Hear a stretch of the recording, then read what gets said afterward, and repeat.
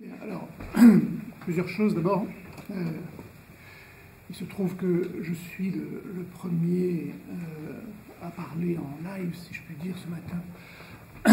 Et qu'au moment de commencer, je ne peux pas dire que j'ai une pensée pour tous ceux qui sont morts vendredi, ceux qui ont été blessés pour leur famille.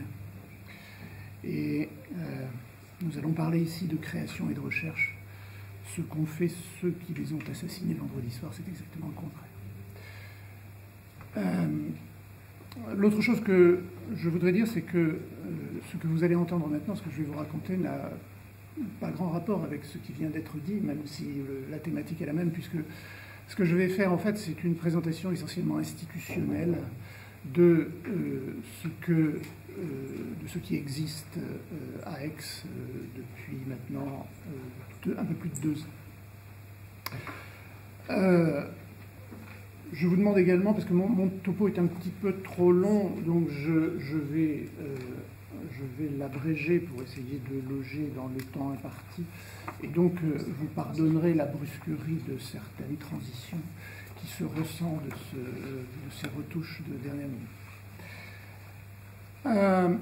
Donc, en 2013, les conseils de l'Université d'Aix-Marseille ont entériné la création d'une nouvelle mention de thèse qui est pratique et théorie de la création artistique et littéraire. Cette mention a été ouverte dans l'une des 12 écoles doctorales de l'université, celle qui s'intitule Langues, Lettres et Arts, dont je suis l'actuel directeur, et pour 2 des 6 laboratoires qui sont réunis dans cette école, celui qui réunit les littéraires, francisants et comparatistes, et donc c'est le CELAM, et par ailleurs le laboratoire de sciences des arts, le LESA, qui rassemble des plasticiens, des cinéastes, des musiciens, etc. L'ouverture de cette mention s'est accompagnée de la signature d'une convention entre AMU, donc c'est l'Université d'Aix-Marseille, et l'École nationale supérieure de photographie d'Arles, convention au terme de laquelle un certain nombre de diplômés de l'ENSP viennent s'inscrire en doctorat à Aix sous la double direction d'un enseignant d'Arles et d'un HDR aixois. Les 4 premiers doctorants ont été recrutés il y a 2 ans, à l'automne 2013. Vous comprenez donc qu'ils n'ont pas soutenu leur thèse, qu'il est trop tôt pour dresser un bilan de cette nouvelle mention. Tout au plus peut-on faire un bilan d'étape ou un compte-rendu d'expérience, et c'est ce que je vais essayer de faire maintenant devant vous. Avant d'entrer dans les spécificités de cette mention, je voudrais évoquer rapidement la situation présente des doctorants lettres et arts, parce que je crois qu'il est nécessaire d'inscrire le morceau qui nous intéresse dans un paysage plus général, qui est celui du doctorat. Nos tutelles, c'est-à-dire celles de l'université, le conseil scientifique, la commission recherche, et puis le ministère, font 3 constats, qui sont également 3 objections. Nos doctorants sont très peu financés. Pour prendre un exemple, il y a dans l'école que je dirige 200 doctorants, des promotions d'environ 40 chaque année. Mon université m'assure 2 contrats doctoraux. Je dis bien 2 pour 40 recrutés, soit 5% des entrants, éventuellement 3. En se démenant beaucoup, on réussit à obtenir, via différentes possibilités, je passe, un peu plus de contrats. L'année dernière, 2014-2015, très bonne année, nous en avons décroché 8, c'est-à-dire 20% des entrants. C'est un taux qui reste très inférieur à celui des écoles doctorales scientifiques, où il n'y a de thèse que financée. On sait qu'il existe dans certaines instances la tentation de dire pas de financement, pas de thèse.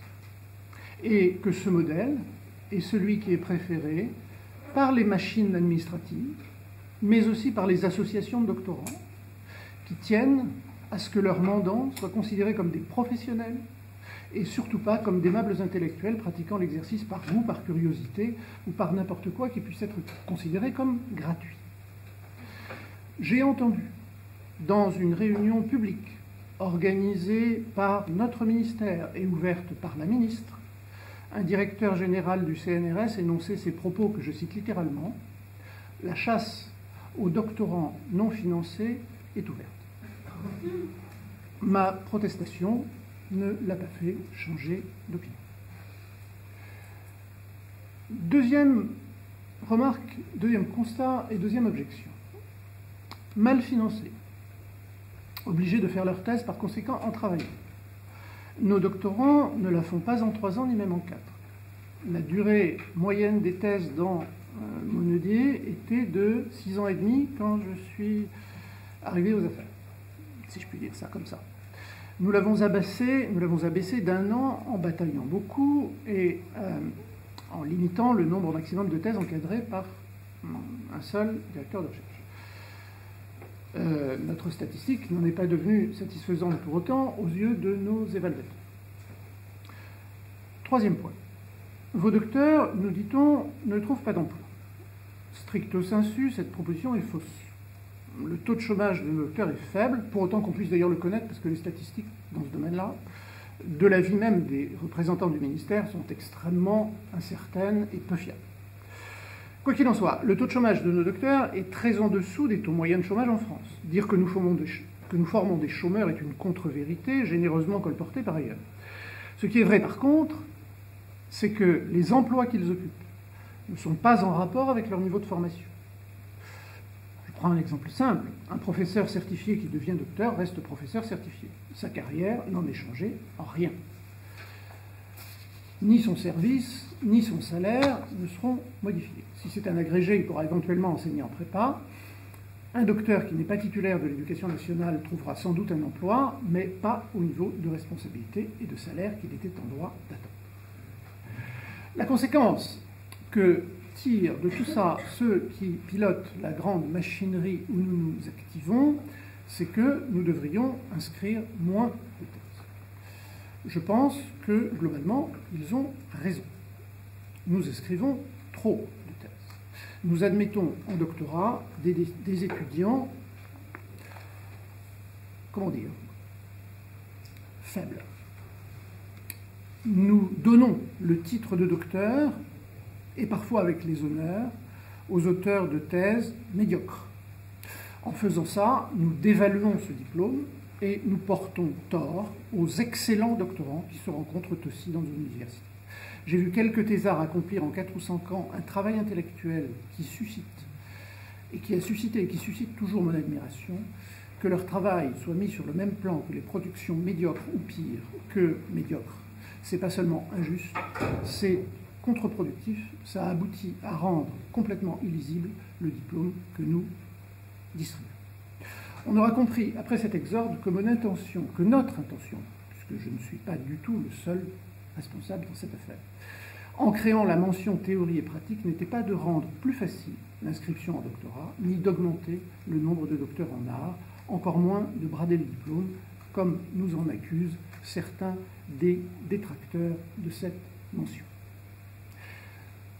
Cette mention, ce n'est pas moi qui l'ai créée, c'est mon prédécesseur, Jean-Raymond Fanlot, mais j'étais membre à ce moment-là déjà du conseil de l'école quand les opérations ont été conduites, et je crois que je peux, sans trahir personne, exposer les considérations qui ont présidé à la création de ce diplôme.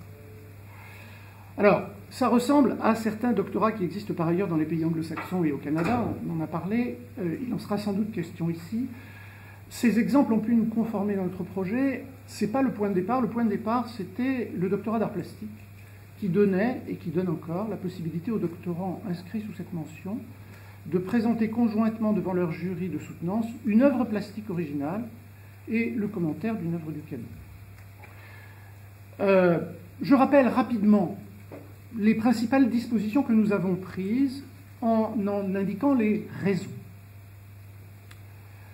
Chaque thèse a 2 codirecteurs. Un pour la partie théorique, donc c'est un enseignant HDR, et un pour la partie création. C'est-à-dire, dans ce cas-là, c'est un écrivain ou un artiste reconnu, selon des modalités précisées dans le contrat de thèse. Les directeurs artistiques en littérature, actuellement, pour information, Philippe Claudel, Philippe Forest, Jean-Hubert Gaillot, Charles Julier. En photographie, ce sont des photographes enseignants à l'école d'Arles, Arnaud Classe et Nicolas Giraud. En art plastique, ce sont des artistes pour la plupart, enseignant dans des écoles d'art pour la plupart. Pour les raisons que j'ai indiquées plus haut, notre texte de cadrage est très clairement malthusien. Je le cite. Le doctorat concernera un très petit nombre de doctorants, sélectionnés par concours devant un jury paritaire composé pour moitié d'HDR et de personnalités du monde artistique et littéraire. Ceci exclut donc, et c'est un problème dont nous aurons sûrement l'occasion de reparler, des doctorants tout frais et moulus de l'université, et pose le problème de la continuité ou de la rupture de continuité entre master création et thèse création. Et là, il y a un problème qui n'est pas résolu et dont nous aurons sûrement, que nous n'avons pas résolu avec, on en parlait avec Jean-Marc Caranta ici présent, et avec d'autres collègues également, et voilà, il y a une difficulté ici à résoudre. Le texte de cadrage précise encore que ce doctorat doit se faire en 3 ans, éventuellement en 4 et pas davantage. C'est une façon de laisser entendre que ces thèses doivent être toutes financées. Et, disons-le, c'était en effet une hypothèse qui avait été envisagée sans être tout à fait explicite. Disons-le encore clairement, ce n'est pas le cas aujourd'hui. Certaines de ces thèses sont financées par un contrat doctoral, par des bourses dont je reparlerai tout à l'heure, peut-être demain par un CIFRE. Beaucoup de doctorants aussi, enfin un certain nombre de ces doctorants en tout cas, se financent eux-mêmes en travaillant, et bien sûr, ce n'est pas la meilleure des situations possibles. Pour ce qui est de l'organisation de la thèse elle-même, il est précisé qu'elle se compose de 2 ensembles, un dossier de travaux. Alors, les travaux, ils ont la partie qu'on appelle création, photos, tableaux, installations, films, romans, œuvres musicales ou sonores. Un mémoire académique d'une longueur approximative de 200 pages.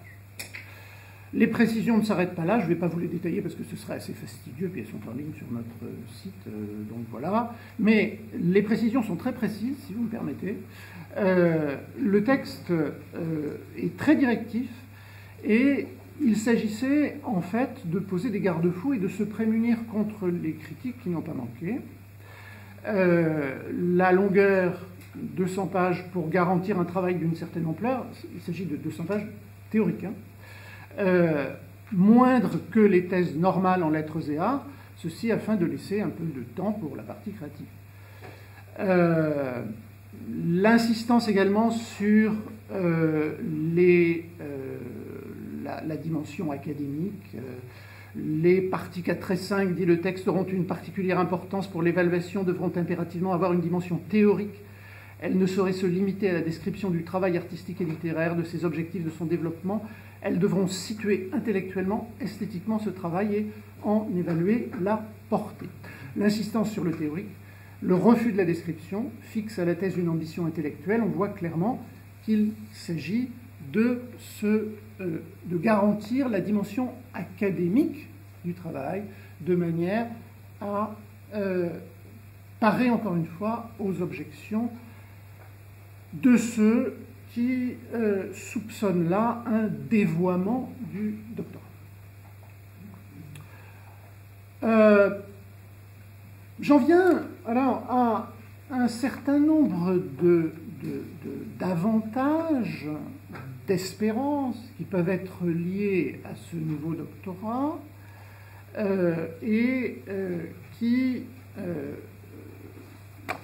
que nous pouvons commencer d'évaluer un petit peu. J'ai envisagé tout à l'heure la question des financements, et en disant que le financement des doctorats en lettres et arts était tout à fait insuffisant. Le doctorat création nous offre un certain nombre de possibilités nouvelles de ce point de vue. Des financements sont venus par exemple du ministère de la Culture. D'autres sont venus de fonds privés. C'est le cas, par exemple, pour certains doctorats de l'école de photographie d'art qui disposent de fonds alloués par des mécènes afin précisément de financer des doctorats. Je précise tout de même, et ce point est important, qu'il ne s'agit pas dans ces deux cas de contrats doctoraux, mais qu'il s'agit de bourses qui sont d'un montant inférieur au contrat. Et le problème qui se pose donc, c'est qu'on a des financements qui ne sont pas tous équivalents. On a des financements de première classe, c'est les contrats doctoraux, et des financements de deuxième classe, qui sont des bourses moins importantes. C'est évidemment un point qui est également sensible pour les associations de doctorants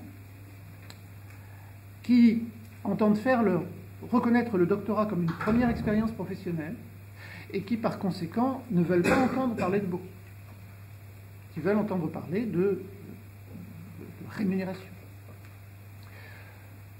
En termes de débouchés,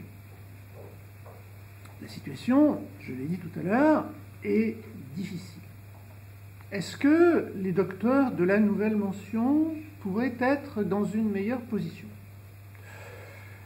Dans le secteur lettres, on connaît la faveur actuelle des ateliers d'écriture.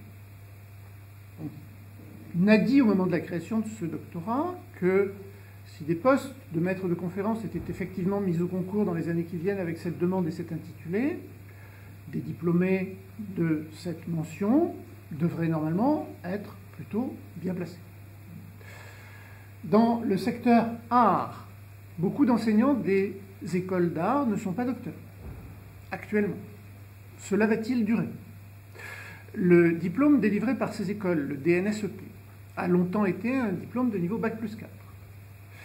Depuis peu de temps, depuis 2012, il donne l'équivalence de master. Il est donc à Bac+5.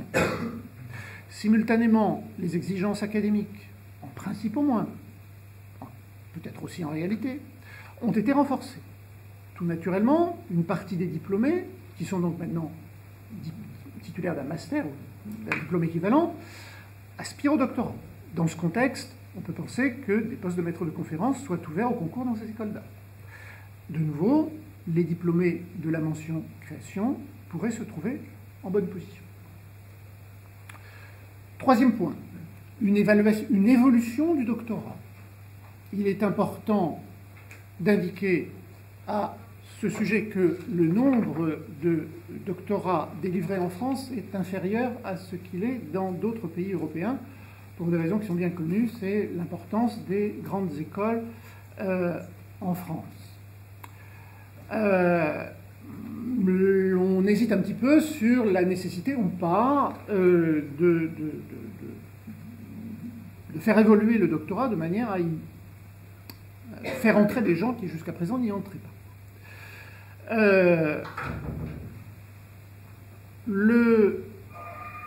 Il y a eu un texte qui a été publié par le ministère il y a peu de temps qui était un texte d'introduction présentant un projet d'arrêté qui aurait modifié l'arrêté gouvernant actuellement le doctorat. Ce texte a été diffusé au mois d'avril dernier. Il proposait, ce texte, d'adapter la formation doctorale au monde de demain en l'ouvrant à d'autres formes de connaissances que celles du monde académique, tout en précisant naturellement qu'il convenait de continuer à se soumettre aux exigences générales de ce type de formation. Un peu plus loin, on trouvait ceci. Article 16. La direction de la thèse peut également être assurée sous forme de codirection instaurée par convention entre un ou deux directeurs de thèse répondant aux conditions fixées ci-dessus et un praticien ou créateur reconnu pour sa notoriété et ses compétences. Dans ce cas, les doctorants sont placés sous la responsabilité scientifique des codirecteurs de thèse. Il y a également un article 17 dont je vous fais grâce. Je note donc possibilité d'inscrire dans le doctorat des formes de recherche non académiques. Je note aussi cette possibilité associée à l'entrée dans l'encadrement de professionnels auxquels les artistes sont associés. Je note également que ce projet a soulevé une marée de protestations de toutes sortes et que depuis, on n'entend plus parler de rien Il se murmure que le projet d'un nouvel arrêté pourrait être durablement arrêté. Ok. Bien des dispositions ont fait polémique. Évidemment, celles que j'ai mentionnées ont fait polémique aussi. Alors, j'ai encore pas mal de choses à dire, mais je vois qu'il faut que j'abrège. Donc, j'aurais aimé pouvoir envisager un petit peu les problèmes posés par l'intitulé même de cette mention. Pratique, théorie, et surtout le « et ». Parce que le plus problématique, c'est le « et ». Pratique et théorie de création. Alors, je supprime tout ce que j'avais envie de dire sur la pratique, tout ce que j'avais envie de dire sur la théorie. Je garde juste ce que j'avais à dire sur le « et ». Je dirais que dans la réalité de ce monde sublunaire, les gens qui ont une double compétence de théoricien et de praticien ne courent pas les rues. On peut être un grand poète et un grand musicien sans être un grand spéculatif, voyez Verlaine. Bien sûr, la réciproque est vraie. Tout le monde n'est pas Pascal Quignard ou Paul Valéry. Les exigences de la mention sont extrêmement fortes et le candidat idéal est une sorte de phénix. Le problème se pose aussi de savoir comment les deux activités se coordonnent. Est-ce qu'elles sont simultanées? Est-ce qu'elles sont successives? Est-ce qu'elles ne risquent pas de se porter tort l'une à l'autre? Je vais citer, et puis ça me servira de conclusion, le texte élaboré par les doctorants pour définir le questionnement d'une table ronde qui va se tenir à Aix au mois de décembre prochain, début décembre. Je les cite. Comment appréhender une pratique artistique qui se conjugue au présent avec le recul nécessaire à l'analyse? Comment théoriser l'intuition artistique sans pour autant l'assujettir à un discours préexistant? Quelle légitimité pour le regard de celui qui est à la fois le sujet et l'objet de la réflexion? Comment interroger de manière réflexive sa propre production artistique et favoriser les échanges entre production artistique et modèle académique? Enfin, comment satisfaire aux exigences des deux pôles? Je ne doute pas que nous aurons des réponses à tout ça demain soir.